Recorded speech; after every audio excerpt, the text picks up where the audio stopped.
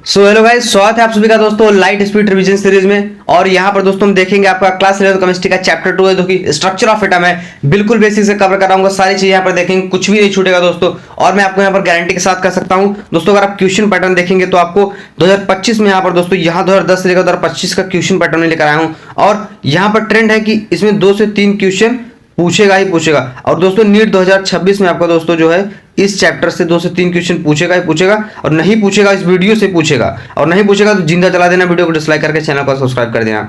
उससे पहले दोस्तों अगर आप वीडियो पर चैनल पर नए हैं तो प्लीज वीडियो को लाइक करके चैनल को सब्सक्राइब कर दीजिएगा। ऐसी जबरदस्त वीडियो आपको मिलती रहेंगी।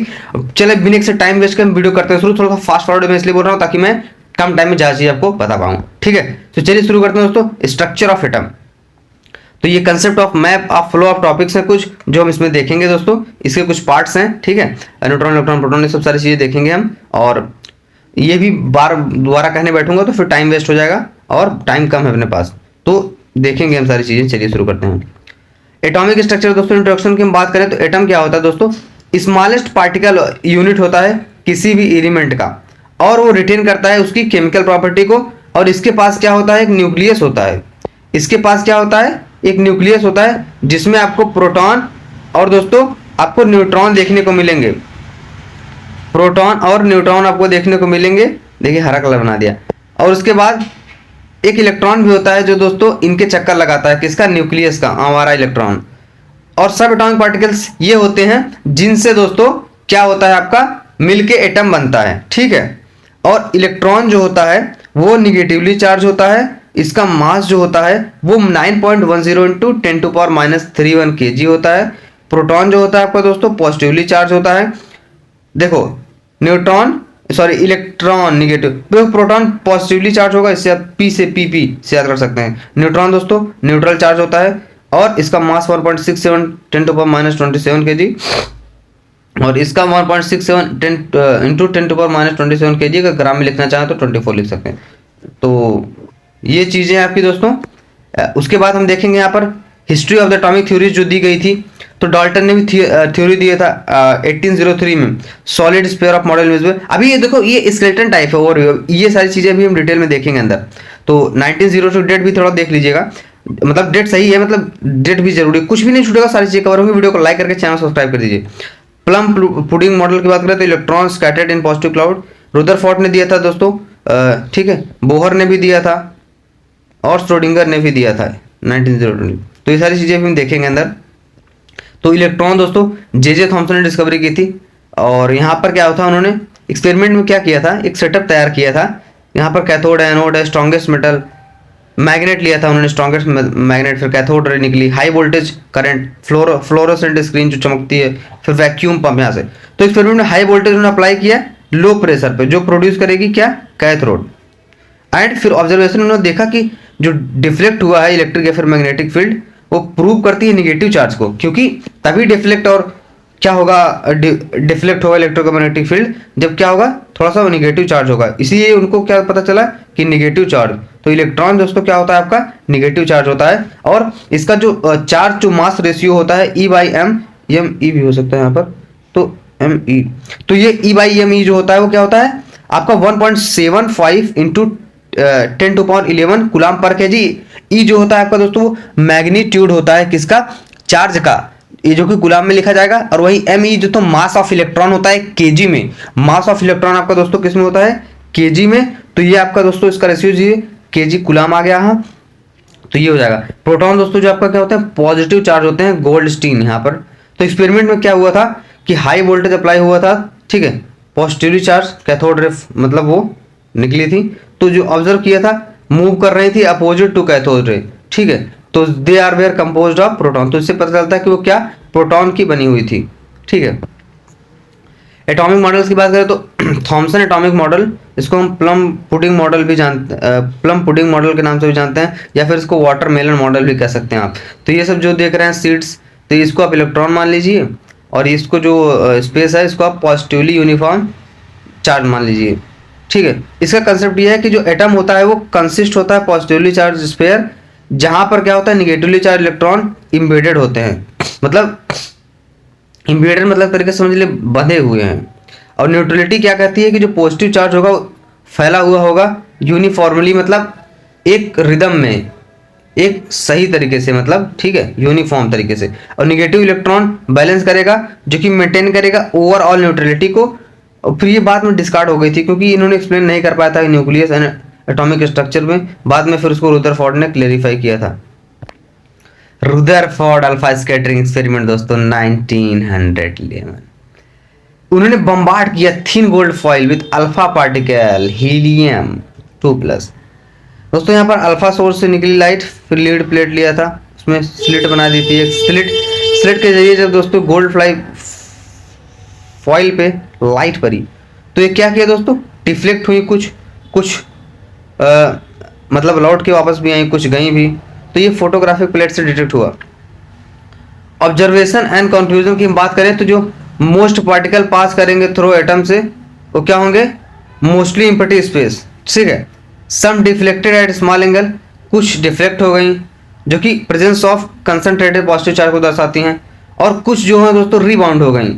लेकिन 20,000 में से दोस्तों जो हैं एक रिबाउंड हुई थी, मतलब वापस आई थी। So dense positively charge nucleus exist कर रहा था सेंटर पे।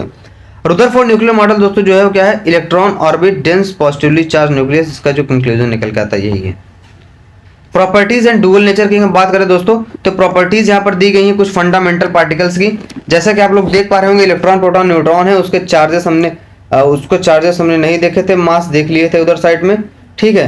तो इसका चार्ज अभी हम देख लेते हैं क्या होता है। जो इलेक्ट्रॉन का आपका चार्ज होता है वो होता है दोस्तों काफी ज्यादा इंपॉर्टेंट है, क्योंकि इलेक्ट्रॉन की चार्ज की जरूरत आपको बहुत जगह पड़ेगी, आपको इलेक्ट्रोस्टैटिक वगैरह में। तो -1.60 × 10⁻⁻19 कूलम होता है, और इसका दोस्तों प्रोटॉन का पॉजिटिव में हो जाएगा, बाकी सेम रहेंगी चीजें। न्यूट्रॉन पे दोस्तों कोई चार्ज नहीं होता क्योंकि ये न्यूट्रल होता है, और रिलेटिव चार्ज -1 होता है, इसका प्रोटॉन का +1 होता है, न्यूट्रॉन का 0 होता है। मास की बात करें तो हमने मास देख लिया था उधर साइड।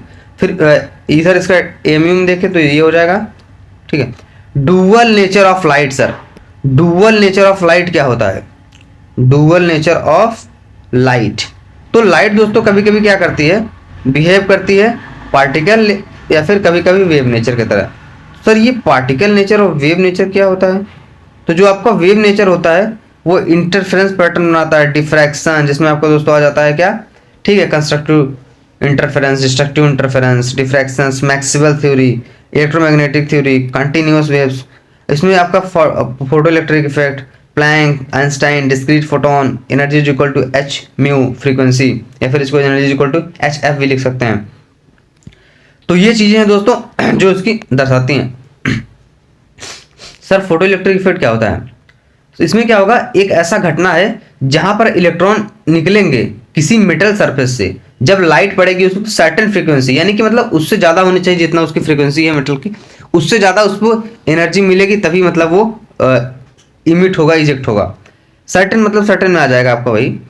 की ऑब्जर्वेशन क्या कहता है कि जो थ्रेशोल्ड फ्रीक्वेंसी होती है इसको V0 लिख सकते हैं, मिनिमम फ्रीक्वेंसी रिक्वायर्ड होती है इमिशन के लिए, और इंस्टेंटेनियस इमिशन जो होता है वो इजेक्शन इज इमीडिएट हो जाता है। इसमें इंटेंसिटी डायरेक्टली प्रोपोर्शनल होती है नंबर ऑफ इलेक्ट्रॉन की, ना कि एनर्जी की। फ्रीक्वेंसी डायरेक्टली प्रोपोर्शनल होती है काइनेटिक एनर्जी ऑफ एलिमेंट की, और HV को आप HV0 + KE मैक्स लिख सकते हैं, काफी इंपॉर्टेंट फार्मूला है, प्रूव करता है पार्टिकल नेचर को। H यहाँ पर आपका प्लैंक कांस्टेंट हो जाएगा, वेव की फ्रीक्वेंसी ऑफ लाइट हो जाएगी, HF भी लिख सकते हैं आप, और फ्रीक्वेंसी F से भी होता है, म्यू से भी होता है, म्यू जैसा दिख रहा है। तो यहाँ पर ये आपका थ्रेशोल्ड फ्रीक्वेंसी की मैक्सिमम काइनेटिक एनर्जी। सारी चीजें देख रहे हैं दोस्तों बिल्कुल बेसिक से। बोहर थ्योरी क्या कहती है दोस्तों, सो ये क्वांटम मैकेनिक्स से बेस्ड होती है, और इससे पोस्टुलेट फिक्स ऑर्बिट दोस्तों बताते हैं कि इलेक्ट्रॉन जो होता है किसी एक स्पेसिफिक एनर्जी लेवल पे रेडिएट करता है energy.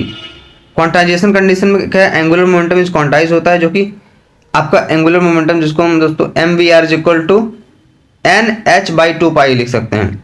Energy jump, energy absorb होती है, इमिट होती है व्हेन जंपिंग ऑर्बिट्स, जैसे delta is equal to h mu v। Radius of orbit दोस्तों यहाँ पर ये बोहर थ्योरी से ही आई थी, जो हाइड्रोजन लाइक एटम्स की रेडियस होती हैं। अभी इसको आगे थोड़ा सा हम देखेंगे इसको, ठीक है, आगे देखेंगे इसको गाइस, देखेंगे। तो Bohr model of hydrogen atom देख लेते हैं। यहाँ पर वही जो मैंने बोला था, पोस्टुलेट फिक्स सर्कुलर पाथ रहता है एक, जैसे यहाँ पर N1 है, N2 है, एनर्जी लेवल्स हैं। तो ऑर्बिट और स्टेशनरी स्टेट में रहता है, जैसे कि concentric circle around nucleus. Concentric मतलब सर्कल जिसका सेंटर सेम हो बाकी सर्कल की तरह से, इसका न्यूक्लियस यहाँ पर सेम है, बाकी ये सब का सेंटर वही हो, कंसेंट्रिक हो जाएगा। एनर्जी एब्जॉर्व कर रहा है न्यूक्लियस, यहाँ पर एनर्जी इमिट कर रहा है। तो पॉस्टुलेट जो एनर्जी यहाँ पर क्या करता है, फिक्स होती है दोस्तों हर एक ऑर्बिट में, ठीक। और जो एब्जॉर्व करेगा इज इक्वल टू जंप करेगा लो से हाई की तरफ जाएगा, और इमिट करेगा हाई से लो की तरफ। इंपॉर्टेंट यहाँ पर ये कहता है कि energy change is not continuous, क्योंकि ये क्वांटाइज होता है, जो कि हमने यहाँ पर देख लिया है दोस्तों। क्या होता है ये दोस्तों, मोमेंटम भी क्वांटाइज है यहाँ पर। अब लिमिटेशन देख लेते हैं हाइड्रोजन स्पेक्ट्रम के। सो इसमें क्या था, इन्होंने नहीं बता पाए थे, फेल हो गए थे फॉर मल्टी इलेक्ट्रॉन एटम के लिए, जैसे जिसके पास बहुत सारे इलेक्ट्रॉन्स हैं, and could not explain fine spectral line जैसे G1 स्टार के इफेक्ट ये सब, और इग्नोर किया था इन्होंने wave particle duality of matter. इन्होंने सिर्फ क्या बताया था, पार्टिकल नेचर मतलब प्रूव हो, लेकिन इन्होंने इग्नोर कर दिया था ड्यूअलिटी ऑफ मैटर को। हाइड्रोजन स्पेक्ट्रम फॉर्मेशन दोस्तों, यहाँ पर ये स्पेक्ट्रम लाइंस हैं, energy level 1 2 3 4 5 6, emission of photon भी होगा, देखेंगे आगे इसको डिटेल में। अभी है discrete spectral line appear when hydrogen atom emit energy, electron drop हो जाएगा एक्साइटेड स्टेट से लोअर स्टेट की तरफ जाता है, तो हमने देख लिया है। ये है आपका दोस्तों मैथमेटिकल फार्मूला। तो रेडियस जो हो जाएगा आपका किसी भी हाइड्रोजन एटम लाइक एटम के लिए, जो कि बोहर थ्योरी से ही आया है, तो 0.529 n²/z, n आपका कुछ भी हो सकता है वहाँ पर, इनटू एंगस्ट्रॉन। वेलोसिटी आपकी हो जाएगी 2.186 × 10⁻⁶ z m²। एनर्जी हो जाएगी -13.6 z²/n²। एंगुलर मोमेंटम दोस्तों वही आपने देख लिया हमने, और रेडबर्ग फार्मूला भी देख लिया है। तो हाइड्रोजन स्पेक्ट्रम की बात करें दोस्तों, तो आपकी पहली क्या लाइमन सीरीज होती है, फिर बामर होती है, फिर पास्चन होती है, फिर आपकी क्या जाती है दोस्तों, ऐसे ऐसे यहाँ पर करके ब्रैकेट आ जाती है, फिर पिफुंड आ जाता है। इसके लिए एक ट्रिक है मेरे पास, ट्रिक है LBP, ठीक है, LBP BP, LBP BP, ठीक। तो इसमें हो जाएगा आपका लाइमन, बार्मन, पास्चन, ब्रैकेट, पिफुंड, और पंफरी भी था। तो ये सारी चीजें हैं। लाइमन जो होता है दोस्तों आपका 1 होता है नंबर, 2 3 4 5, और ये यूवी होता है, ये विजुअल रीजन होता है, और ये इंफ्रारेड, ये भी इंफ्रारेड, ये भी तीनों इंफ्रारेड। आपका बार्मर सी विजुअल रीजन होता है, बाकी सारी की आपकी इंफ्रारेड और अल्ट्रावायलेट रेज होती हैं। स्पेक्ट्रल सीरीज ऑफ हाइड्रोजन देख लें अगर हम, तो लाइमन की बात करें तो इसमें ये फार्मूला आपका हो जाएगा दोस्तों, जो कि यहाँ पर एक कॉमन फार्मूला दिया गया है, रेडबर्ग फार्मूला जिसको हम बोलते हैं, तो उसी से आया है ये, ठीक। तो जब यहाँ पर एक होगा, एनर्जी लेवल 1 की बात हम कर रहे हैं, तो 1/λ = RH1 -n², फिर वैसे जैसे 2 हो गया तो यहाँ पर 2 रख देंगे, फिर 3 हो जाएगा तो यहाँ पर 3 रख देंगे, 4 हो जाएगा तो यहाँ पर 4, 5 तो यहाँ पर 5, बाकी सारी चीज़ें सेम रहेंगी। RH यहाँ पर दोस्तों रेडबर्ग कांस्टेंट है, ठीक है। लाइमन, बार्मन, अल्ट्रावायलेट, विजुअल, इंफ्रारेड, फार इंफ्रारेड आपका पिफुंड होता है। डी ब्रोगली एनहांसर की बात करें तो डी ब्रोगली क्या है दोस्तों, मैटर वेव ने बताया था। तो इनका कंसेप्ट ये था कि जो मैटर लाइक इलेक्ट्रॉन होते हैं वो एग्जिबिट करते हैं वेव पार्टिकल डुअलिटी को। तो लैम्डा जो था इनका दोस्तों क्या था, h/mv, जो कि आपका दोस्तों क्या होता है, मोमेंटम होता है, ठीक है।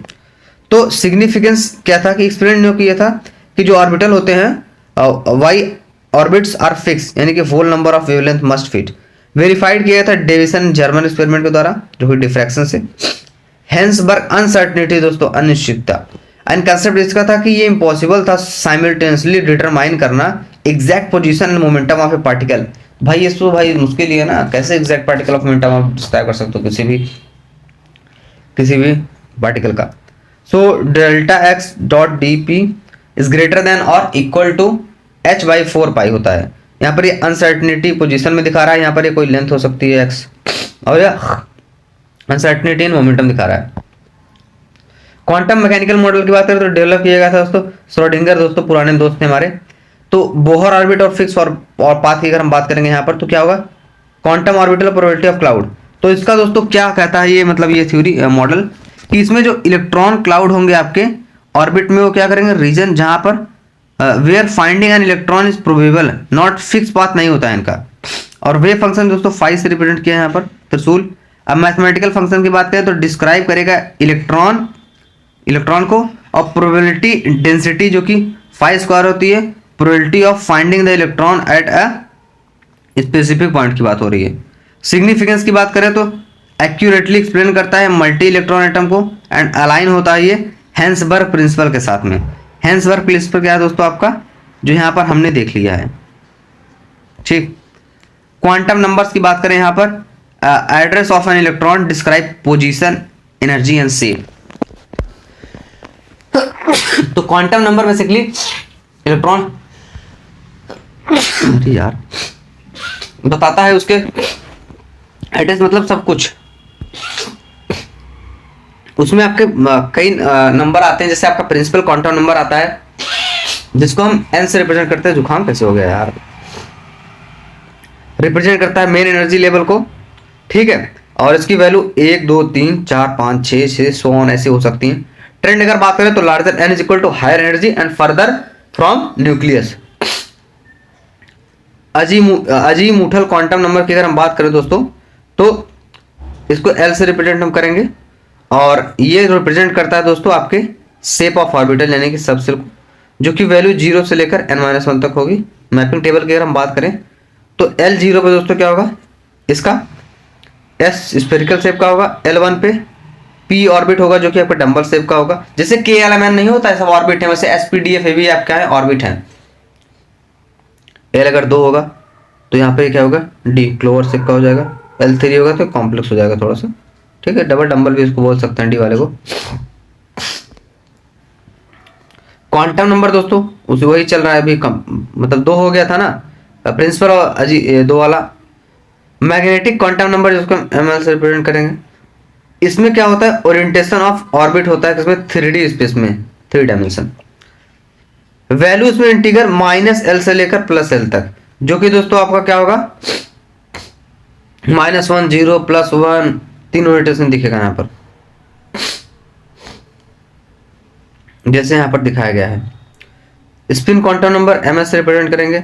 डायरेक्शन ऑफ इलेक्ट्रॉन स्पिन करेगा दोस्तों, यहाँ पर वैल्यू होगी +½ जो कि अप या फिर क्लॉकवाइज, -½ जो कि डाउन या फिर काउंटर क्लॉकवाइज जिसको बोल सकते हैं, ऊपर नीचे। स्पिन क्वांटम नंबर जो फिल होता है अभी दोस्तों यहाँ पर बॉक्सेस में भी दिखेंगे। This 4 number determine electronic configuration जो करते हैं पीरियोडिक टेबल में।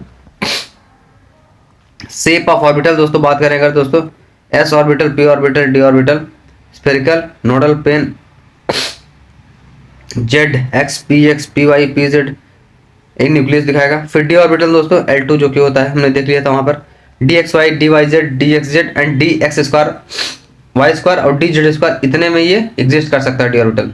f ऑर्बिटल आपका L3 होता है, हाईली कॉम्प्लेक्स होता है, 60 ओरिएंटेशन देखने को मिलेगी।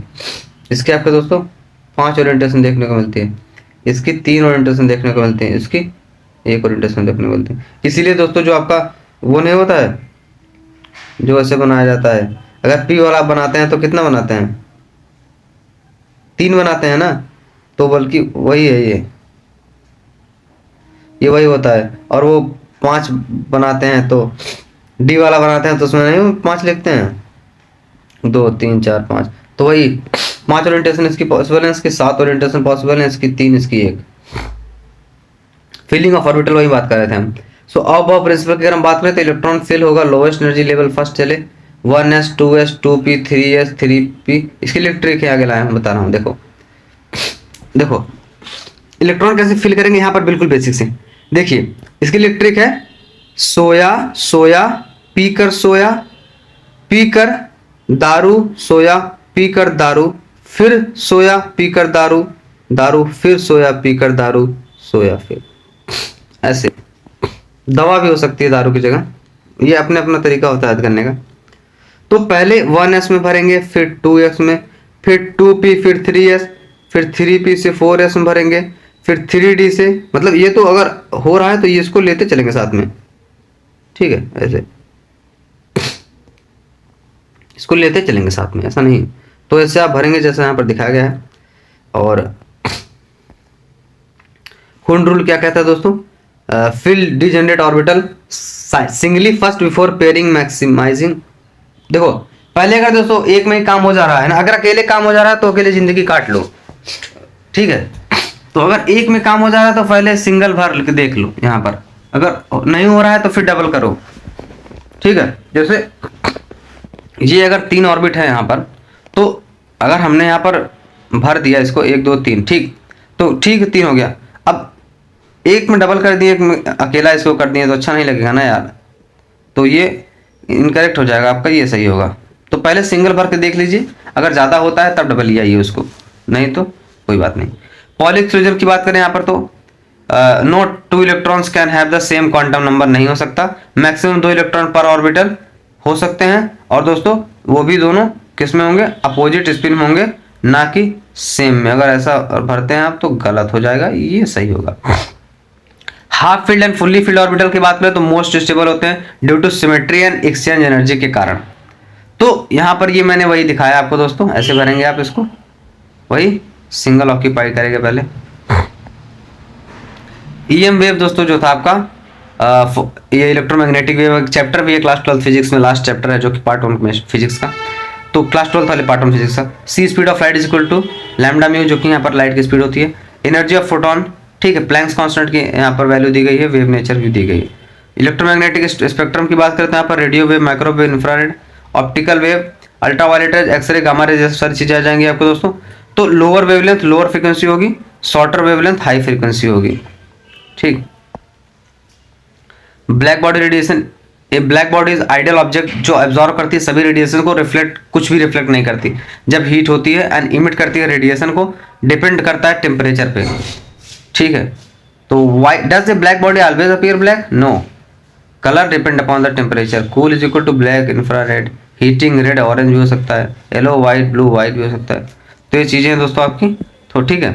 तो और आपका notes and effective nuclear charge की बात करें तो आपका radial notes, angular notes, total notes देख ही लिया था हमने। ये स्लैटर रूल देख लेते हैं दोस्तों, Z effective is equal to Z minus S, जो कि यहाँ पर है क्या, सिग्मा माइनस एस भी हो सकता है, हाँ सिग्मा ही है।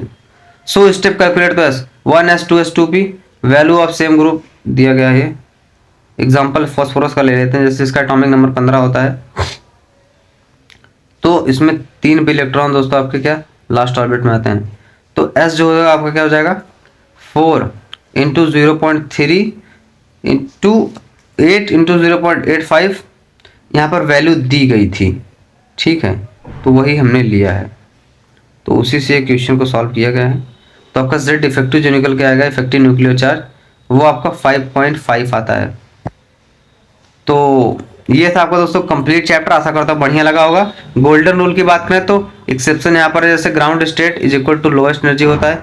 एक्सेप्शन की बात करें तो क्रोमियम एंड कॉपर जो होते हैं field D orbital half full before S orbital से पहले ही, ठीक। तो फार्मूला मेमोराइज कर लीजिएगा, ग्राफ वगैरह देख लीजिएगा, इसका स्पेक्ट्रम सीरीज को जान लीजिएगा। And now thank you for watching this video, thank you so much guys.